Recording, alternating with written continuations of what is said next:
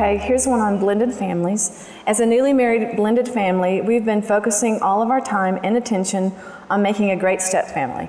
How do you balance spending time with the kids and having a good marriage?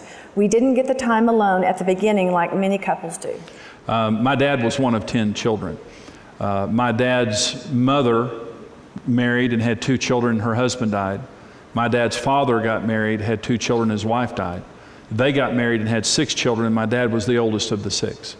So my dad grew up in a blended family, and I saw the dynamic of that blended family. In most families, there's a couple, then children.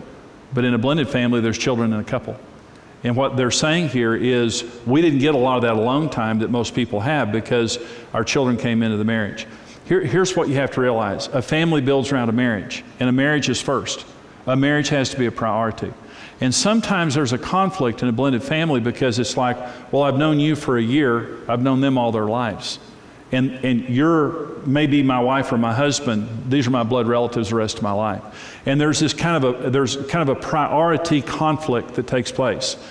Your children cannot succeed in marriage unless they see you doing it. In other words, they have a much greater likelihood of success in succeeding in marriage. Marriage has to be number one. It has to be number one. Children can't take the place of a marriage.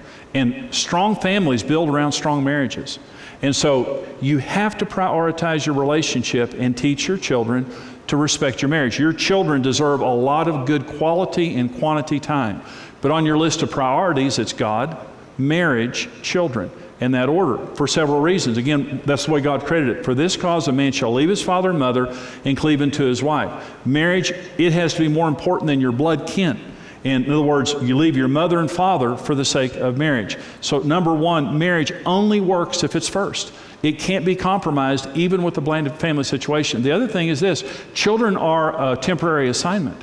Children come and children go, hopefully, is that, they're wonderful while they're there, but I remember when our children were born, I remember when I gave them both away in marriage. I did both of their wedding ceremonies. I remember when they left. And when they left our home, we still have a close relationship. They didn't want us chasing them around the rest of their lives. And so Karen and I were married, and they came into our lives and they left. Well, in a blended family, they're there, and then you get married, but they're going to leave one day. And so for the sake of the integrity of your relationship, you have to work on your marriage and make it a priority and train your children to respect your marriage. That they don't have carte blanche, invitation into your bedroom or into your life or into your conversations anytime they want to, and that you have time alone. Have a date night. Every single week have a date night. Get babysitters for the kids, and you develop a time alone, a discipline of being alone with each other. Absolutely critical with blended families. I think that being in a blended family has to be one of the hardest situations in a marriage. I think of the friends I know that are having to share children with ex-spouses, and sometimes the ex-spouses are nice and sometimes they're not. And sometimes the ex-spouse is a Christian and sometimes they're not. And so I think you have to have a lot of grace, a lot of people surrounding you with prayer and support and encouragement, because I just think being in that situation has got to be really hard. And so for all of you blended families, I'm so grateful that you're hanging in there, because it's hard. It's hard. How many people out here are blended families? I'm just curious. Yeah, a lot of them. A lot of them. Yeah.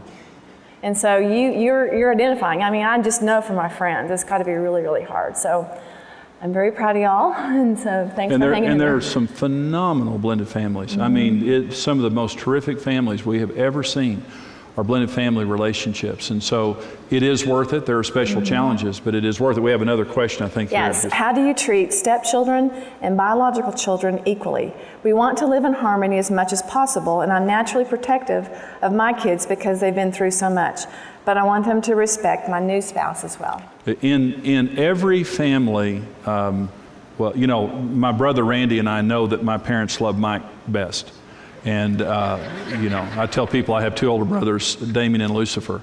And he's Lucifer. But, no, I love my brothers. But, the worst thing in the world, in just an intact nuclear family, is when there's preference going on. It's much worse in a blended family. And emotions run high. Like I said, I saw my dad's family and the dynamic of that family. I saw conversations going on as my grandmother got older, and they were asking her, who do you want to be buried next to?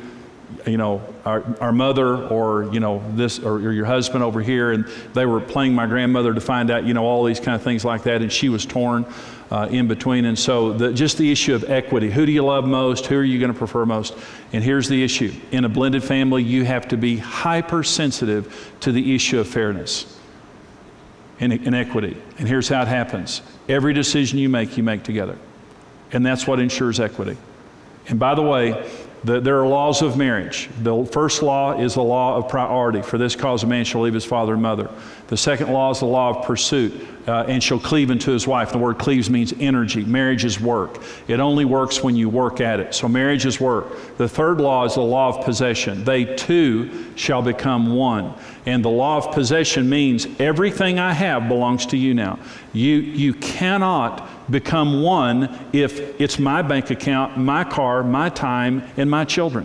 When you get married, you have to surrender ownership of your children to your marriage, or they'll ruin the marriage. In other words, let's just say that a couple gets married and she has one and he has two children. They get married. Now they have three, and these are our children. These aren't your children and my children. These are our children together. I may not be the biological parent, but I can love that child as much as anybody with the love of God. I can make a decision that I'll do what's right by that child. And there has to be an agreement that we are taking responsibility of all these children, and every decision we make, we're going to make together. I'm not going to slide money over here that you don't know about to my biological children. I'm not going to, shun your, child over here because of whatever reason. These are all of our children, and every decision we make related to these children, we're going to make together. And if we reach an impasse, we're going to go get help. Because there may come a time when we're so emotional that we realize we can't make a decision. Let me say this to you. Anywhere that there's hurricanes, there are signs in that city, there are emergency routes out of a city with hurricanes. And at times when a hurricane's striking is when they're most important. Everybody needs an emergency plan of what you're going to do if you can't solve a problem on your own. Karen and I, several times in our marriage as pastors, have had to go get help for our marriage. And it wasn't because we were in crisis, it's because we couldn't settle an issue.